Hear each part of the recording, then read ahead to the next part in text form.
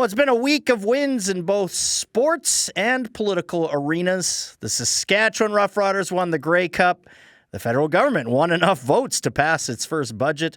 And now Regina and Saskatoon city councils, as you were hearing from David, are hoping to win over homeowners as they're facing large tax increases. Well, for their take on all of this, the 306 panel is back. Dale Richardson is principal at Earnscliffe Strategies in Regina. Jack Saddleback, a professional speaker in Saskatoon, and they both join us live. Good afternoon, Jack. Dante. And hello, Dale. Hello. Look, it was a long time coming. The Saskatchewan Roughriders finally captured another Grey Cup, and the province has been celebrating all week. Jack, you got your jersey on right now. How are you reacting to the win? I do. For all those folks that are listening on the radio, I am wearing a Saskatchewan Roughriders jersey. I'm so excited. Y'all may not know this about me, but I'm a big CFL fan. I love the Canadian Football League, and to see that the Riders were able to squeak in a game now since the last one, I believe, was 2013 that they had gone to the Grey Cup. It was a nail-biter, and I'm so glad to be able to watch it from the comfort of a nice, warm, toasty spot. Dale, how do you feel about it? Oh, my mic was off there. Sorry about that. I'm happy, of course. Anytime the Riders win, people are happy in this province, so that's great. I had fallen out of love with the CFL for a while, and I don't know if that's because the Riders, had just had some seasons there where, some of them were pretty bad. They stunk for a while. They were, some of the Craig Dickinson years were. The last couple in particular were pretty painful. But it's interesting. I worked with the team a little bit for a couple of seasons in 2017 and 2018. So I'm not really sure what happened. I felt that the quality of the game was maybe a bit off, or something happened where I didn't love watching it. But no, I'm super happy that the Riders won. It was a great game. As Jack says, it was a little too close for liking, but they made a couple of big plays, and people are super jacked about it. So it's awesome. And it's an important note, Dale, that you're not alone. I'm a big CFL fan, so is Jack, but obviously we haven't seen the attendance that we've seen in past years, and that is why people might be wondering, why are you guys talking about the Riders on your public affairs panel? But because, Dale, you've seen it at the Ledge when Gaynor rolls into the chambers. Everybody smile and everybody goes nuts. How significant do you think this is for the province? Well, I think it is. I think it can mean a lot. Anytime people are not talking about politics or government, those are good days, because typically things coming out of government or politics are usually bad news, or maybe the some bad things are focused on. So anytime that the public can get a little bit of a jolt and come together, which is not unfortunately it's not it's an increasingly uncommon thing these days. People coming together and being happy about something together. I think it's great. But the politicians, and maybe we'll talk about this. They're thrilled to be, to not have the spotlight on them a little bit this week. I think they've been super happy about that. Right. Well, and Jack, that aside, obviously non-sports fans will say it's just a distraction. We should be focusing on more important issues. Fair enough. But how do you think the Roughriders can affect just how we feel about ourselves in Saskatchewan? You know what? Sports actually does have quite a big impact when we're looking at unifying a large swath of individuals. And I think the Roughriders over the years, alibi, we do know that they've had some rough years. But when they do good, man, does the province ever wake up and you see this change of energy in the air. And it is true, Dale, the ability for politicians to kind of skirt on the doorstep of while they're door knocking, to be like, have you seen the latest game? Are you behind the Riders? It's really nice to have this new energy now reinvigorating in our province. And as we have seen, we are stepping into some very contentious times, with, as we're going to be talking about the budget in just a little bit here, but, there's going to be some headbutting going to take place. But sports seems to fill in the void and give us something to look forward to and get behind. Whatever sort of political spectrum folks may stand on, we're able to go out there and say, go Riders, go. Jack makes an interesting point that it would be a good icebreaker for door knocking and things like that, right? It is. I can confirm that it is. There you go. But I also do wonder, if this maybe makes people feel better about the provincial government as well, right? It obviously makes us feel better about the province. But I do think about in 2007, it certainly didn't hurt the Saskatchewan Party and Brad Wall when he was celebrating the 2007 Grey Cup. Well, people in Sask Party politics love to point out that the Riders, 5 Grey Cups, and they've all been won under a non-NDP government. And the last 3, of course, have been with the Sask Party. So, no, I was at the Ledge actually on Tuesday. I was there for meetings and just happened to work out that the parade came to the Ledge. And if I'm honest, I felt a little sad for Premier Scott Moe that he wasn't there that day. He was in Washington this week, and I felt, man, like he's probably kicking himself. But I heard he was in the locker room after the win, so I'm sure he got some good celebrating in. I did hear that he was at the Grey Cup, but yeah, thinking back to 2013, Brad Wall, with the Grey Cup on the balcony of the Legislative Building. Yeah, that's. Yeah, politicians love sports. Can I just quickly, before we move on, one of the things that I said that I kind of fell out of love with the CFL and the Riders a little bit. It's so great for the local guys on the team, or guys that grew up in this province. Mark Mueller, who you talked to on this show, I think last year around Christmas time. Peter, Jorgen Hoos, who is the long snapper for the Riders, a very unsexy position. He's a friend of mine from a long ways back, and he was on the balcony at the Ledge on Tuesday, and he spotted me down below. And it was like, Dale! And we go, yeah! And it was just a really cool moment. So, it's those guys that you know personally. It makes it very special. Well said. Well, look, Saskatoon and Regina hoping to score a win with voters because it's going to be a tough sell, guys. Both cities are facing big property tax hikes unless the councils can do some trimming. Saskatoon looking at a record-tying 7.43% increase. And we just learned today, as you heard from David in the news, Regina facing a whopping 15.69%. Jack, how do you feel about this, kind of being an annual story and how it has come to this every single year? Well, as a new homeowner, we bought our house about 2 years ago. It's not fun this time of year. We want to be able to make plans for the holidays, but there's always that itch in the back of your mind. What do you got to start budgeting for next year? And, it just goes to show that next year is going to be a little bit of a tighter budget. I do think that we're in this catch-up game right now. Investments could have and should have been made a long time ago. But unfortunately, that's just the name of the game right now. Is that we have to deal with what we have right in this instance, and we got to get creative. There's not a lot of wiggle room when it comes to the budget and what to slash, and I certainly would be disappointed if we were to look at slashing of social programs or slashing of those after-school programs for youth or recreation, which quite often is the easiest and most free place to go for folks looking to spend their time. Well, Jack, before I turn to Dale and ask him the same question, what can they do then? Obviously, they've got to make cuts somewhere. You know what? They got to cut down on those Post-it notes, those paper clips. There's a number of places that they can certainly trim the fat, as they say. But the more you go down each and every one of those budget lines, the thickler it becomes, because we do not want to impact the way of life for citizens, and we don't want to impact the amount of services that we can offer. So the council is in a really, really tough spot right now. Yeah, what do you think that these councils should stop funding to make up for this money?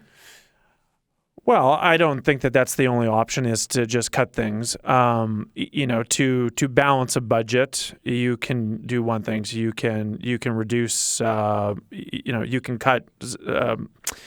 You can make cuts, or you can increase revenue. Right. So, but it's, a 15% increase in Regina. That is significant. Saskatoon, I feel like in recent years, they've had similar situations where they've been around that kind of 7 to 8%. And to Jack's point, they always seem to nip and tuck their way down to closer to 5%, which is, no increase is great, but that seems palatable at least. Yeah, there's going to be some programs that might be reduced a little bit, or there might be, some really kind of, around the edges with some user fees or, small increases.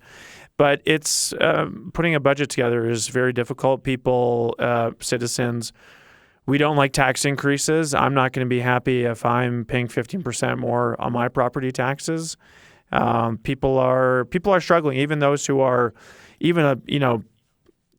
slightly better off. Cost of living it is going up, and it is. Yeah, I mean things are more expensive, so it'll be interesting to see what the councils do here. What's the provincial government's role in this, Dale? Every budget year, the province they provide money directly to municipalities through the municipal revenue sharing program.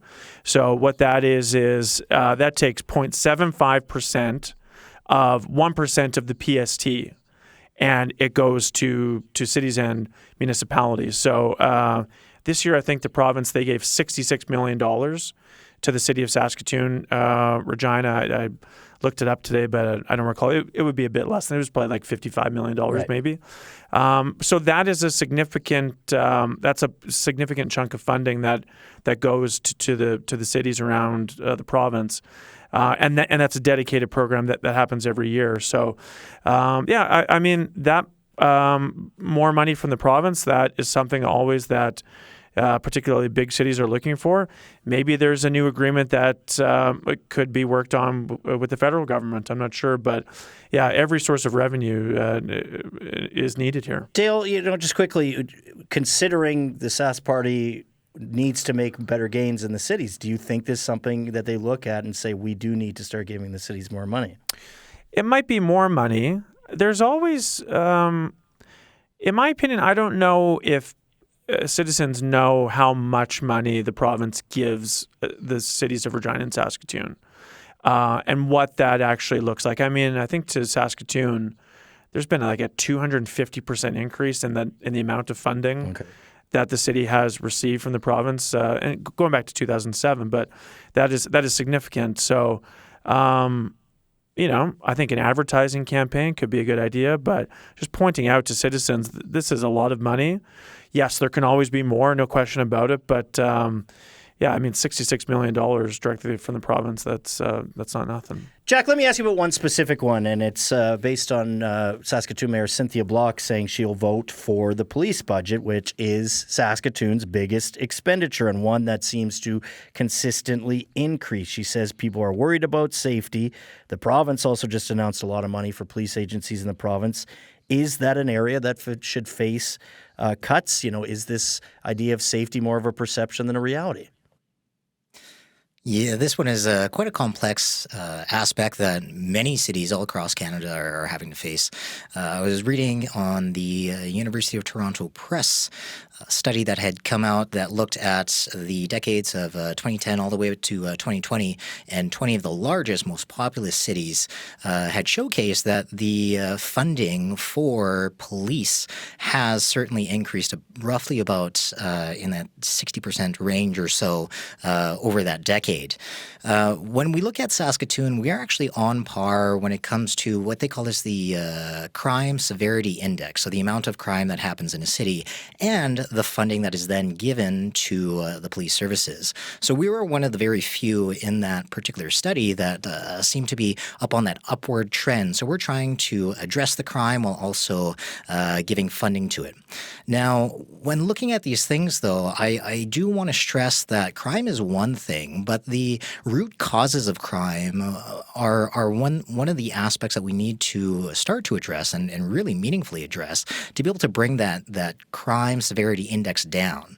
So that includes, and when I said this before, I would be disappointed if we were to cut public services, if we were to cut after-school programs, because those are the spots where youth who could fall down that journey of petty crime and start to interact with police services in that way could fall into those areas of crime.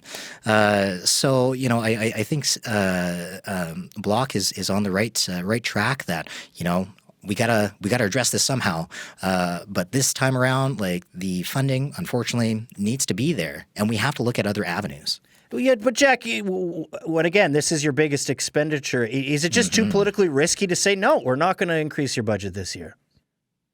Yes and no. I think people are definitely worried about the aspect of security. We have seen a number of incidences, and I'm only going to talk about here in Saskatoon of crime that has taken place. Not necessarily violent crime. There are instances of that, but a lot of break and enters, theft, and whatnot. But that's also just a showcasing of the fact that people are just trying to survive in this rising cost of living.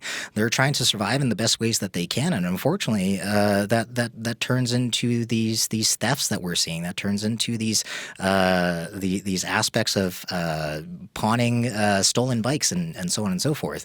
So for Bloc and the city council, I think it would be a little bit too politically risky to say no, because we are sitting in this very interesting time of social awareness and trying to address these root causes of crime. Dale, what do you think? Is it just that nobody's willing to tell the police that, no, we can't afford to increase your budget this year, especially when we aren't seeing crime rising in the cities as much as we're seeing it in rural Saskatchewan? That's a hard argument to make, though, to somebody that's had their car stolen or had their house broken into, or, anybody that walks around. We've talked about this on previous shows, walks around in downtown Saskatoon or Regina and sees the challenges that are going on. That's a hard argument to make to people that live in the city when, the police are still a very trusted organization by and large, and people trust the police to protect them and help keep them safe. So, again, maybe they'll nip and tuck the police budget around the edges, but as long as they're not going after frontline police officers, but yeah, people by and large really love the police. We got to talk about one quick thing before we move on. Sure. I just realized it's almost the end of November because Dale Richardson is sporting a beautiful mustache right now, and I've been trying. You're doing great. You look great too, Jack. Dale, what? Tell me what you're fundraising for. Movember, which happens every November. Obviously, it's a worldwide organization, very well known. My particular focus is mental health and suicide for men. 80% of suicides that happen, at least in North America, the U.S. and Canada, are very unfortunately by men.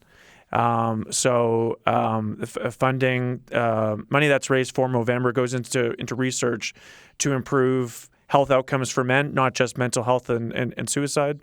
Prostate cancer has always been a big one for them, testicular cancer, but overall just improving men's health in Canada. And I have kind of a weird link for Movember. Otherwise, I would promote it. But if anybody wants to donate to my Movember this year, reach out and get in touch with me. Well, kudos to you, and thanks for sharing that. Thank you, Peter. And Jack, thanks as always. Go Riders. Go Riders. Go Riders.